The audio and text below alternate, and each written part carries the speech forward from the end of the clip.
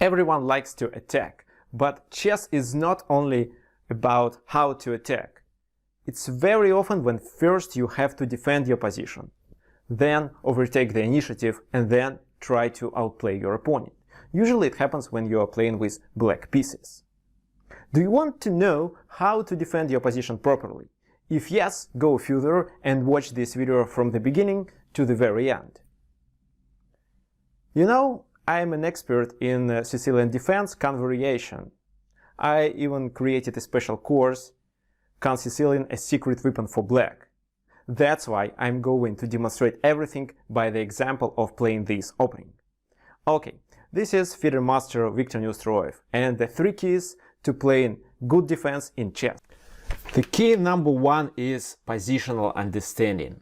When you play a certain defense, you should understand peculiarities of the positions that you get. For example, I am an expert in Can Sicilian, and I just know how to locate pieces in this or that continuation that my opponent chooses. And let me share some of these peculiarities. E4, c5, knight f3, e6, this is how we start Can Sicilian, d4, c takes d4, knight takes on d4, a6. So, for example, he chooses this strategy, knight c3, then queen c7. Here, e5 is a key square, that's why we want to control this square with our queen. For example, knight c6 can be a mistake. No, knight c6 too early is a mistake because he takes, b takes, and then a6 looks like a tempo loss.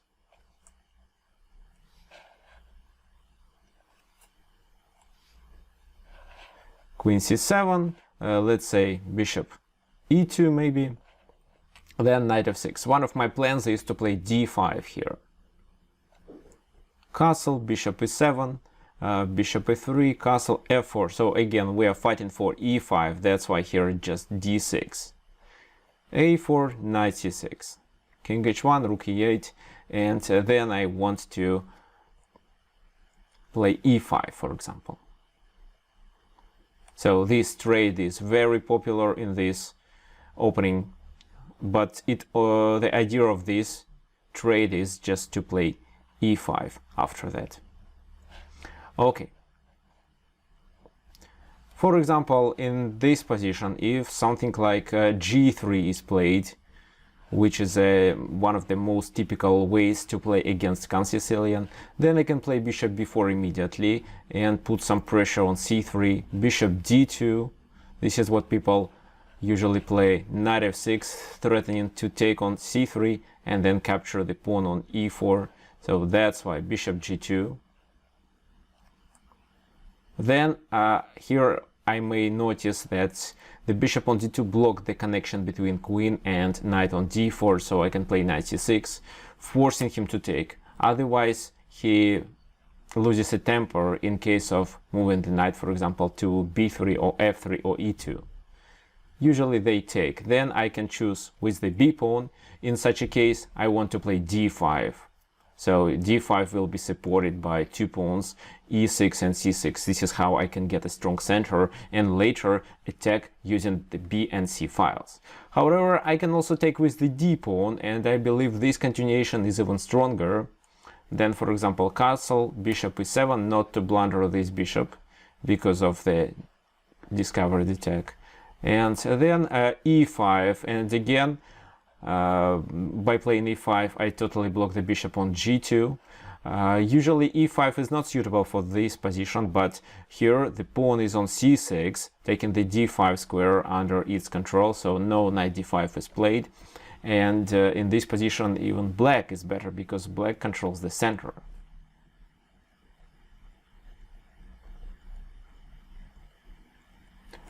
If something like that is played, c4 marks the bind, knight f6, e5 in this position cannot be played because of queen a5 check, then the pawn will be hanging, knight c3, queen c7, and here, for example, bishop e2, a typical move, then I can play bishop b4, and then just double the pawns.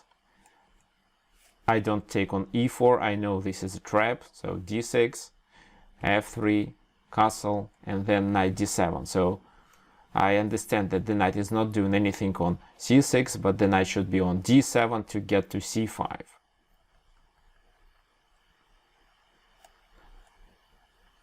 So this is one of the peculiarities. Sometimes it makes sense to trade the bishop for a knight to double the pawns, but then you should allocate your pieces in a more flexible way. Okay, if something like a3, then b6, and I choose hedgehog formation, like that. So this strategy is called hedgehog. Maybe you've heard Sergei Shipov played it a lot. Okay, fine. So, and what does it give to me? So what does this understanding gives to me?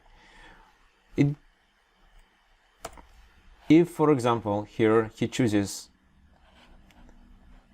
a wrong move, maybe not a wrong move, but a move that is not popular, for example, he decides to play a4 too early, then I can adapt my strategy to what he did. So, for example, a4 means that a3 won't be played. It means that b4 is a safe square for my bishop. Bishop d2, perfect. First knight f6, attacking on e4. f3 would weaken this diagonal. Oh, I meant this diagonal. So what can he do? Bishop d3, then the d file is overloaded. Knight c6, knight takes c6, and then b takes c6 with the idea to play d5 on the next move. So this is my strategy. Then I'm going to castle, play bishop b7, and have a strong pawn center. So if you understand the position, then it will be easily for you to adapt. Okay, key number 2 is flexibility, what means not only flexibility of your pawn structure, but a flexible formation of your pieces and pawns together. For example, e4 c5, knight f3 e6, d4 c takes d4, knight d4 a6, knight c3, for example, queen c7, bishop e2. Then I play knight f6, castle, bishop e7, bishop e3, castle f4, d6, so I fight for e5, and here my pawns are flexible. I am going to play either e5 or d5, depends on the concrete plan. For example, if f5, then e5 can be played, knight b3, then b5. I lost the control over this square, but it's okay, because if he wants to destroy my knight on f6, I can play knight bd7 and just replace the knight with the other one. As for this move, I can always trade, and if queen takes, I chase the queen with my bishop. If pawn takes, then I have nothing to worry about. That will be a weak pawn. If, for example, in this position, he chooses something like queen e1, then b5, I still keep 2 pawns in the center flexible, a3, bishop b7, bishop f3, and now I can develop my knight either to d7 and c6, but I have more flexibility. That's why I would choose d7, because then it can go to c5 and attack on e4. So you see, every time when I see that my opponent wants to apply a certain plan, I am trying to adapt to this plan, and that's why I allocate my pieces flexible. For example, what else can be played? So f4 d6, let's say bishop f3, knight c6. So here, for example, he takes, I take with the b pawn. Yes, my plan is to play d5, but if he plays properly, he won't allow me to do this. Knight a4, bishop b7, and c4. Now d5 doesn't really make much sense, and his plan is to play c5. That's why I should stop and play c5 myself. So my knight is not doing anything, but it's a flexible piece. I can just replace it to c6, where it has more things to do. Then bishop f6, and I can occupy the d4 square with my knight or with my bishop, for example. And this is how I close the semi-file and make his attack on d6 pawn impossible. What else? For example, if he chooses this strategy, locating the bishop on d3, again, I'm flexible with my pieces. Knight f6, castle d6, and then my knight comes to c5 to attack this bishop on d3. For example, in one of my games, actually in the game played against an international master from Hungary, it was e5, which is actually a weak move. And then again, so my pawns are flexible. I don't take immediately. I don't want to make his plan easier to realize. So if he wants to trade the pawn on e5, let him do this, because if I take, then he gets the f file open and a strong kingside attack. So here he takes, and again I may take with my bishop, but if so, then knight f5 is coming. However, queen d6 is okay. This is how I attack on the knight. So then in the game it was this move, bishop e3, knight d3, queen d3, knight f6, knight e4, I took, queen e4, and then castle, c3, bishop d7, for example. This pawn on b7 is not hanging. Here black is better because of the bishop pair. And of course, there is no kingside attack for white. And now the key number 3, counter-attacking. Finally, the best way to defend your position is to counter-attack. There is even a rule that every strong chess player knows. If you are under a kingside attack, look for a counterplay in the center. It can be just a plan that initiates a pawn trade in the center and helps your pieces to maneuver from the other side of the board to the king side much faster. I can show you an example, and of course this is an example that can happen in Can Sicilian. So e4, c5, knight f3, e6, d4, c takes d4, knight takes d4, a6, knight c3, queen c7, bishop e2, knight f6, castle, bishop e7, bishop e3, castle f4, d6 again, so a flexible pawn center, and it's very open. It's very often then that white plays g4 in this position, so the position is semi-closed, and his task is to play g5 and start the kingside attack. He is able to defend his king with his pieces if needed. And then black should immediately find a counterplay, and there is a counterplay. It's a d5 move.